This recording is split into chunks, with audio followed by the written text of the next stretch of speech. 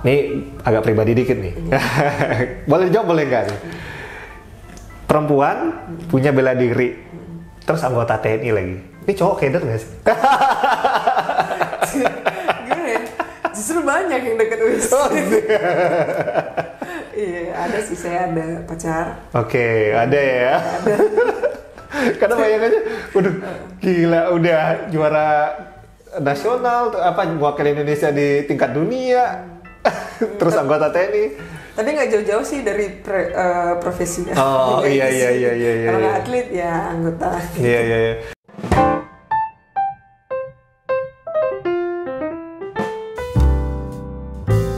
Jumpa lagi di podcast Sarah Rumpi bersama saya Arya Stawa. Sebelum podcast tamu ngobrol saya kali ini seorang atlet judo yang telah mengharumkan nama Indonesia hingga ke kancah internasional, tentunya dengan berbagai medali dan prestasi yang diraihnya, yaitu ada Ani Pandini. Makasih banyak loh, udah datang nih. Terima kasih juga udah ngundang. Waduh, karena kalau lihat dari Instagramnya nih, apalagi seorang atlet nasional gitu ya, yang mewakili Indonesia ke luar negeri gitu, banyak banget nih aktivitasnya. Belum lagi dengan aktivitas pekerjaannya, karena sobat podcast perlu tahu juga, Ani Pandini ini juga seorang anggota TNI. Iya. Oke. Tapi yang jadi pertanyaan dulu deh, sebelum jadi anggota TNI-nya, ini kenapa bisa jatuh cinta sama olahraga judo? Ada pandangan pertama atau pandangan kedua nih? Sebenarnya sih saya emang dari dulu suka olahraga ya. Oke. Terus banyak lah saya itu menggeluti berbagai macam olahraga, udah pernah saya coba, dari yang perorangan sampai yang beregu lah, udah pernah. Terus banyak bela diri juga. Nah kebetulan karena orang tua juga anggota TNI, jadi kita pindah-pindahan. Nah kebetulan pas terakhir pindah ke Tabanan, nah itu ketemu judo dari situlah. Pertama awalnya juga nggak tahu olahraga judo itu apa gitu. Awalnya nggak tahu, terus karena banyak terus teman-teman di kompleks itu pada ikut latihan di situ, ya udah kita cobalah latihan di situ. Lama-lama ya senang. Oke, jadi ini boleh dibilang pandangan pertama nih ya, jatuh cintanya gitu ya di Tabanan. Oke. Dulu sebelum itu olahraga banyak. Terus alasannya kenapa sampai? Ya selain tadi pengaruh dari asrama ya. Iya. Di asrama dari TNI sendiri, dari orang tua, ngeliat banyak yang ikut judo, akhirnya jatuh cinta istilahnya seperti itu. Tapi kenapa sampai memutuskan itu? Memang kalau sebelumnya olahraganya apa aja yang pernah diikuti? Banyak sih, saya dari yang cabur atletik sampai ya bela diri banyak sih, sampai permainan bola itu banyak juga. Permainan bola cobalah semua, karena semua lah pernah dicoba. Itu tapi nggak terlalu menggeluti ya, karena kan pindah-pindahnya itu, jadi kan baru berapa lama ikut, orang tua pindah tempat kerja, ya udah kita pasti ikut kan.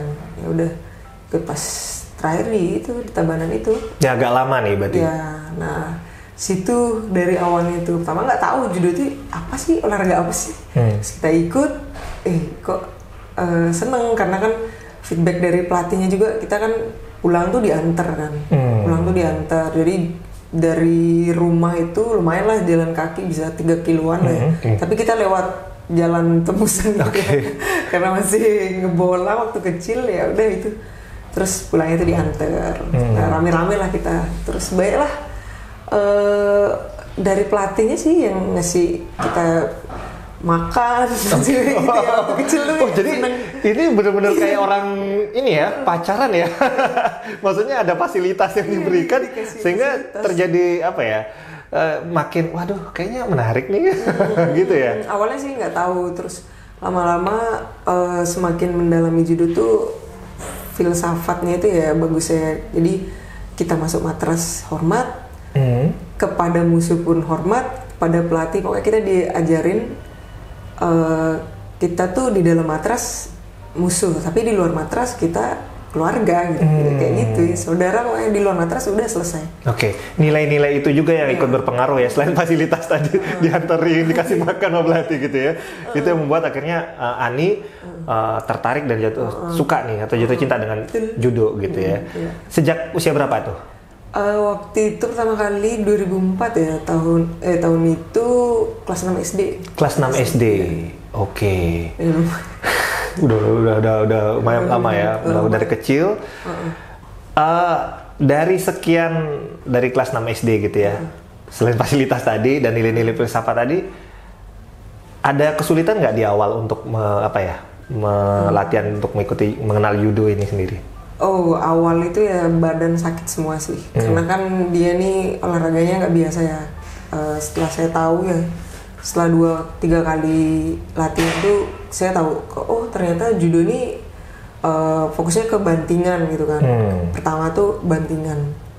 Ya, jadi sebelum kita bisa ngebanting, kita diajarin cara jatuh dulu. Nah itu prosesnya lama banget sampai saya mau berhenti gitu. Nah, kapan saya diajarin bantingan? Kok saya diajarin jatuh terus? Gitu. Kok saya nggak boleh banting orang nih? Kok saya diajarin jatuh pokoknya jatuhan terus gitu. Ternyata itu dasar yang baik buat jadi ibaratnya pondasi lah buat kita bisa membanting lawan. Berarti dilatih modelnya kayak daya tahan dulu ya, diri kita dulu jadi dikasih tahu kamu sakit dulu kayak ini lo dibanting tuh kayak gini tuh sakit, jadi kamu ngebantingnya nggak boleh kayak gini. Oh iya juga ya. Pikir-pikir awal-awal kan kita pikirnya ya karena seneng aja, lama-lama oh ternyata membentuk karakter juga ini olahraga ini gitu. Itu sih yang seneng. Wow, jadi sempat sampai berpikir untuk berhenti ya dengan proses itu. Lalu, setelah latihan dan akhirnya punya skill lah. Kalau dalam olahraga kan kita nyebutnya skill gitu, kemampuan udah mulai meningkat. Mulai kepilih menjadi atlet tuh di usia berapa atau di saat sekolah usia berapa tuh? Kita kan awalnya tuh kayak pertandingan daerah dulu ya. Nah di pertandingan daerah pertama kali itu saya masih sabuk putih aja itu. Oh sabuk putih udah jadi. Udah sabuk putih saya. Sorry, saya nggak tahu sabuk putih pakai nggak tahu. Udah sudah tinggi atau yang awal? Itu paling bawah. Paling bawah berarti. Oh sama dengan semua ya sama dengan sabuk putihnya. Sabuk putih saya pertama kali ikut kejuaraan daerah juara 1 Setungkara. Setungkara juara 1.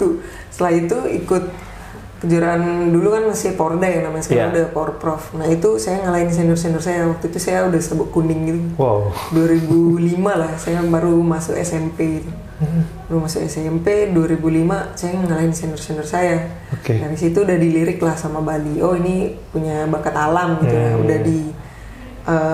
Udahlah pokoknya dia nih harus sampai selanjutnya gitu. Udah diplot lah dia nih pokoknya bener-bener sudah diamati terus ya.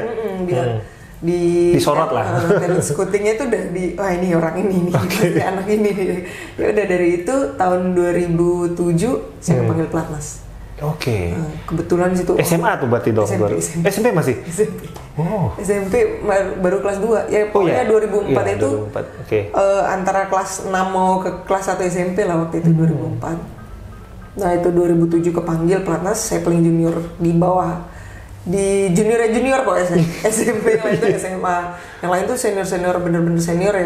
Krisna Bayu, Ira Purnamasari pokoknya yang bener-bener senior. Jota Slim. Oh Jota Slim juga? Ya itu senior saya di. Barang kita waktu saya masih SMP waktu itu Kojo itu udah casting ini lah, iklan tuh baru-baru itulah. Baru-baru itu kita ada Peter Taslim juga saudaranya. Saya baru masih SMP waktu itu, 2007 panggil pelatnas. Udah, makanya paling junior lah. Nah, ada rasa minder nggak sih? Paling muda, kemudian dari daerah istilahnya gitu. Kalau mungkin yang lain karena lingkungannya sudah lama bergaul di pelatnas kan, ya di ibu kota lah ya. Pelatnas di ibu kota kan? Atau di mana biasanya? Saya di Cileto di Puncak. Jawa Barat ya? Jawa Barat, karena padepokannya di situ. Jadi dulu di situ. Nah gimana? Udah, ya kalau Jota Slim mungkin dekat lah ya di Jawa gitu kan. Kalau Ani kan dari daerah istilahnya gitu, datang merantau, masih SMP pula. Ada merasa minder atau merasa gimana ya? Lebih ke mental gitu? Kalau saya sih minder tuh jarang sih saya. Oh jarang? Terlalu pede mungkin ngerti saya sih. Pokoknya karena saya tuh seneng judo aja gitu kan. Oh bisa latihan judo. Waktu dulu saya masih belum tahu lah idola judo itu siapa gitu. Saya nama-nama itu belum tahu. Setelah masuk pelatnas, di sana saya banyak berubah. Diajarin pokoknya disiplin waktu, disiplin pokoknya semua disiplin saya diajarin sana, cara menghormat ke pelatih, ke senior, ke siapapun itu yang telah membantu kita. mau dia tukang cuci, tukang sapu, pokoknya tukang masak, semuanya pokoknya kita harus hormatin. Di situ karakter saya berubah waktu masuk pelatnas itu. Oke, banyak sekali ya yang didapatkan ya. Secara karakter nilai-nilai tadi yang awalnya hanya mengenal filsafat dari judo sendiri, di sana lebih lagi ditempa lagi begitu kan. Dan memang pada dasarnya nggak minderan ke PD. Jadi nggak ada masalah, jauh dari keluarga, itu kan jauh ya dari keluarga. Berapa lama di pelatnas itu? Sampai 2021 kemarin. 2007? 2022 berarti ya. Oh iya, 2022 kemarin ya. Wow. Melebihi lama saya ketimbang di Jogja berarti ya. Terus sama keluarga gimana cara berhubungannya? Ya paling kalau dulu kan masih jarang ya video call ya, paling chat atau enggak telepon gitu. Jarang juga sih, saya nggak begitu ini juga. Tapi jauh-jauh setelah SMA itu setelah SMA barulah kita sama keluarga tuh lebih dekat. Kalau dulu masih lah petualangnya tuh masih membara banget.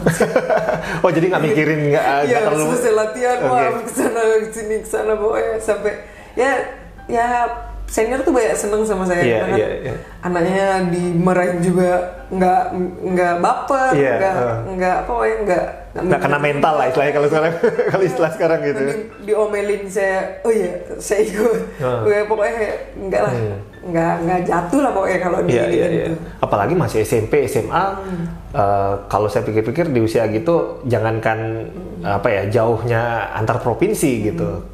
Antar orang dari satu kabupaten ke kabupaten lain aja mungkin udah mulai kangen keluarga gitu ya, namanya masih sekolah kan, masih usia gitu. Tapi Ani nggak jadi masalah. Oke. Wah itu menjadi nilai plus juga ya. Mungkin didikan dari orang tua juga sih. Didikan orang tua. Jadi saya nggak manja. Oke. Udah biasa mandiri gitu. Iya. Menarik ya. Apalagi udah sering pindah-pindah juga sama orang tua kan. Oke, jadi tidak ada masalah. Cepet adaptasi lah kalau ini. Lalu, selama pertandingan itu menang kalah pasti pernah ya. Kan nggak, namanya olahraga kan seperti itu, namanya kompetisi maksud saya. Masih seperti itu. Ketika Ani belum meraih medali atau entah di tingkat PON atau di tingkat mungkin di tingkat internasional mungkin sudah pernah juga di awal-awal. Ketika kalah apa nih? Down atau gimana? Merasa lebih tertantang? Nggak, gue coba lagi deh. Gimana? Ya, kalau saya sih lebih tertantang ya. Karena kan awal masuk pelatnas tuh saya nggak langsung masuk tim inti ya.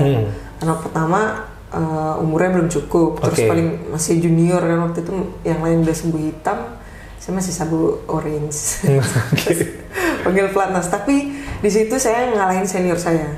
Nah, saya masuk kuota, cuman saya masuk tim tapi saya nggak masuk kuota di itu. Jadi 2007 saya nggak main, 2009 saya kalah sama senior saya. Sama senior karena saya naik kelas kan, dari kelas sebelumnya saya naik kelas, saya kalah. Pokoknya di pikiran saya kalah sekali, nggak boleh kalah selanjutnya. Pokoknya itulah pikiran saya, wah hajar terus. Jadi ketika kalah itu bukan down ya, tapi lebih wah ini tantangan baru nih, gue harus ngelewatin gitu ya. Dan tadi bagus banget prinsipnya, kalau gue kalah sekali yang berikutnya nggak boleh lagi. Oke, ini yang memacu jadinya ya dari Ani sendiri. Saya lihat dari media nih, karena tahu Ani ini sobat podcast ya, itu dari media. Mas di PON dari tahun 2012 berlanjut terus sampai PON Papua. Oke, itu sudah ya istilahnya udah dilewati level nasional, dan pesaingnya kebanyakan juga teman-teman katanya ya. Pas final itu ya temen sendiri lah, banyak 2012. Teman-teman di pelatnas nih kebanyakan ya di lawannya. Iya, semua ya rata-rata, soalnya kan kalau judo tuh nggak ada prapon, jadi dia kayak sistem ranking gitu. Jadi ya ranking 1 sampai 8 atau 9 itu loh ya masuk pelatnas ya orang-orang itu aja. Jadi ya mau nggak mau ketemu lagi. Iya. Karena lebih susah sih. Karena kan satu tim kita, jadi udah tahu kelemahan cara mainnya itu. Jadi ya balik ke daerah ya kita atur strategi, main strategi aja sih. Kalau tadi PON kan sudah hafal nih teman-temannya, tinggal bermain strategi. Kalau di SEA Games tantangannya apa? Karena di judo itu kan dia kan olahraga dari Jepang ya. Iya. Nah, yang bikin susah tuh banyak naturalisasi kalau orang luar itu, apalagi yang kayak Filipina itu dia banyak lah. Itu rata-rata ya kita bukan ngelawan orang Asia Tenggara. Jadi kita ngelawan orang Jepang. Iya, yang sudah naturalisasi gitu ya. Iya, banyak. Di kelas saya tuh hampir 90% lah itu naturalisasi. Jadi kita ngelawan orang Jepang. Oke. Jadi kita pelajari mereka ya nggak bisa karena sering bertanding kan. Kita sama-sama pelajarinya dari video. Dari video. Kebetulan ada website judo itu kan. Itu kita pelajari di situ. Tapi itu mungkin di tahunnya itu agak terbelakang ya kalau mereka nggak ikut pertandingan nggak ke shoot di video pertandingan itu. Ya udah kita image training kayaknya bakal kayak gini deh kayak gitu. Memang apa sih kalau saya kan penggila bola nih, sepak bola saya memang fans banget gitu. Kalau bicara strategi kelihatan saya cukup paham gitu. Tapi kalau judo nih apa nih strateginya seperti apa sih sebenarnya? Karena judo ini bukan olahraga terukur, dia agak susah ya karena intinya filsafatnya judo itu bagaimana kita bisa memanfaatkan tenaga lawan buat kita bisa membanting gitu. Jadi fokus judo itu kan bukan bantingan aja. Bantingan, kuncian, cekekan, patahan. Jadi banyak itu. Kalau orang Jepang tuh lebih jagonya gitu kan. Apalagi cewek tuh dia lebih jago kuncian, cekekan, patahan tuh dia jago. Itu beratnya main atas dan main bawah ya. Main bawah tuh kayak jujitsu itu dia lebih jago. Nah itu jadi kayaknya saya kalau main bawah saya nggak terlalu deh. Kayaknya bakal cekekan bahaya nih. Bahaya berarti saya hajar di main atas. Nah itu cekekan berarti apa istilahnya? Cekekan, kuncian, patahan kalau main bawah itu kan ada gitu kuncian, ada cekekan, ada patahan. Kalau atas? Bantingan aja. Jadi saya full ke kita bantingan aja. Terus lebih banyak endurance ya kan. Jadi kan kita adu power dulu kan, adu power ya. Kalau karena kita sering TC training camp ke luar sana itu juga kita tahu ini kalau orang Jepang seperti ini levelnya banyak lah di sana ya. Banyak lah. Karena asal muasal sana jadi, sudah budayanya mereka istilahnya gitu kan. Betul. Nah dari sekian terakhir kalau nggak salah saya baca di Vietnam emas bergu ya. Perak saya. Perak tunggal. Perak. Tapi kalau nggak ada emasnya, yang bergu katanya ada emas. Enggak. Itu waktu di Filipina 2019 itu Filipina. ya. Oke. Berarti ini perak yang terakhir ya. Dengan lawan yang sama atau yang berbeda dengan yang dulu? Beda lagi. Dari negara yang beda atau satu negara? Sama negaranya sama, cuman dia tuh banyak kemarin tuh saya banyak lawan saya itu yang masuk ke pool saya kan ada bagan gitu. Pool saya itu banyak yang kemarin kelasnya di atas turun gitu. Jadi mungkin ya kita kalah power ya. Cuman di situ sih yang kebetulan pas waktu itu saya cedera langsung cedera di situ jadi kebetulan cederanya di tangan gitu kan. Jadi kan kita kan ngandelin grappling kan jadi susah. Jadi itu ya yang ini ya. Tapi tentunya seperti tadi prinsipnya kan selalu penasaran nih. Berarti ada target-target kedepannya lebih baik lagi dong. Kalau judo sendiri pernah nggak? Ini kan baru kalau internasional secara regional ya SEA Games. Tapi ada juga untuk tingkat di dunia misalkan? Masuk Olimpiade judo itu masuk Olimpiade. Kemarin saya sempat juara perunggu di kejuaraan Asia. Olimpiade? Kejuaraan Asia. Kejuaraan Asia, oke. Karena kalau kita juara Asia itu ya pemain-pemain Asia itu ya juara-juara Olimpiade. Jepang ya. Mongol itu ya. Mereka tuh di Olimpiade aja hampir persenan yang paling tinggi ngambil medali itu kalau dari judo dari orang Asia. Jadi istilahnya kalau udah bertanding skala Asia itu sama aja udah tingkat level dunia nih lawan-lawannya ya. Itu lebih susah bener-bener. Mending tandingan dunia lah dari. Cuman kalau dari sisi usia kan Ani masih muda gitu.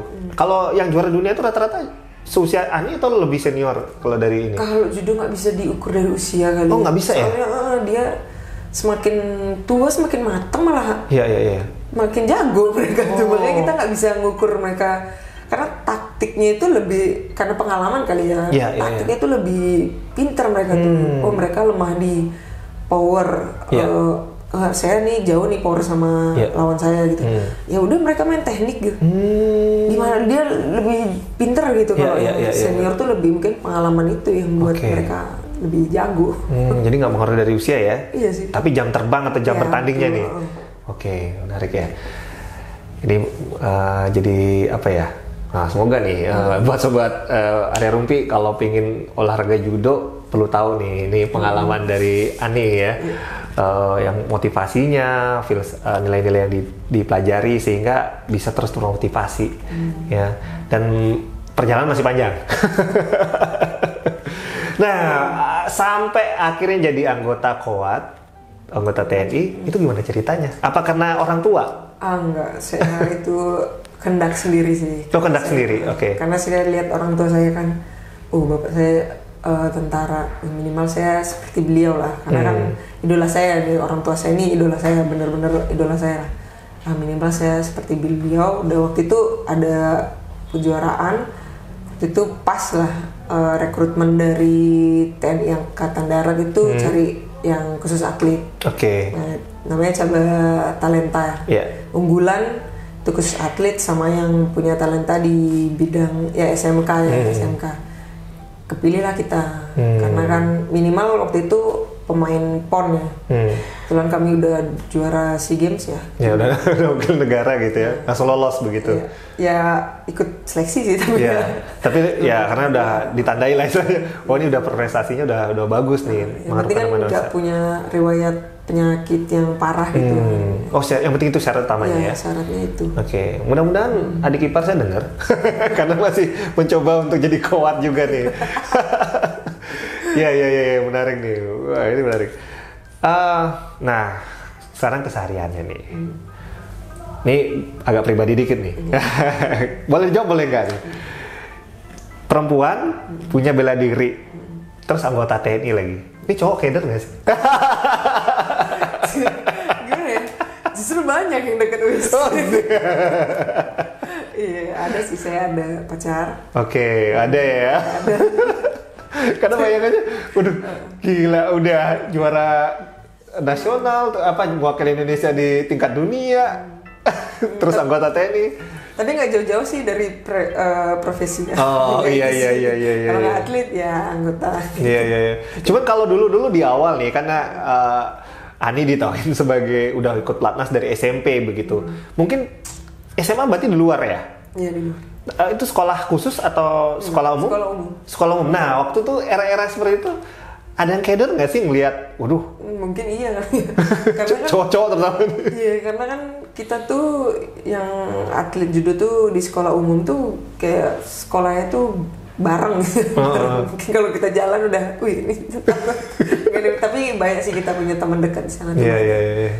Ada pengalaman lucu mungkin? Ada menarik?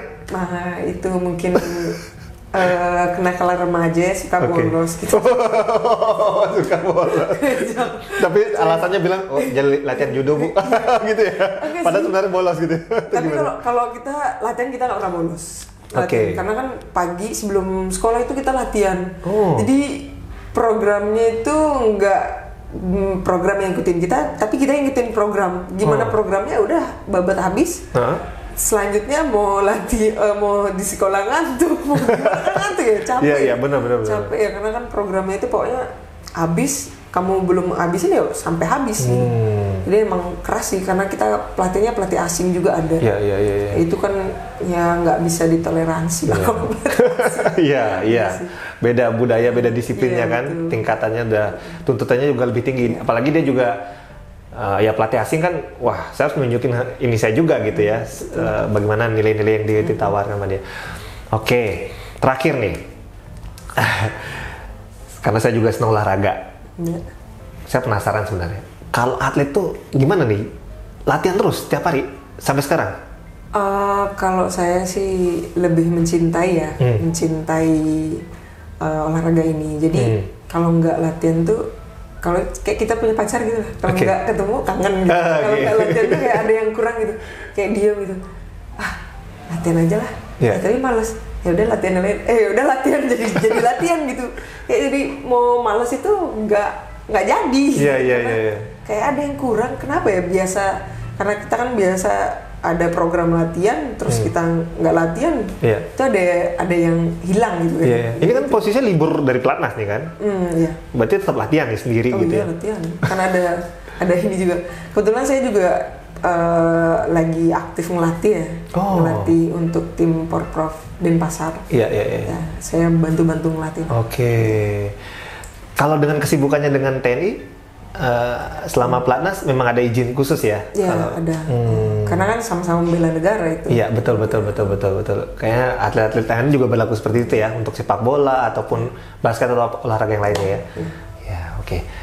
Terima kasih banyak nih Ani buat obrolannya. Tapi Sobat Area Rumpi ya, saya sudah tadi sebelum rekaman sudah minta waktu sama Ani. Nanti kapan kita lihat aksinya Ani nih, baik latih ataupun latihan gitu ya. Bisa. Boleh ya? Boleh. Nanti saya akan datang ke tempat latihannya. Oke. Terima kasih banyak Ani udah ngobrol di podcast Area Rumpi, dan tentunya Sobat Podcast sampai jumpa di episode berikutnya, tentunya dengan tamu-tamu saya yang unik-unik dan spesial lainnya.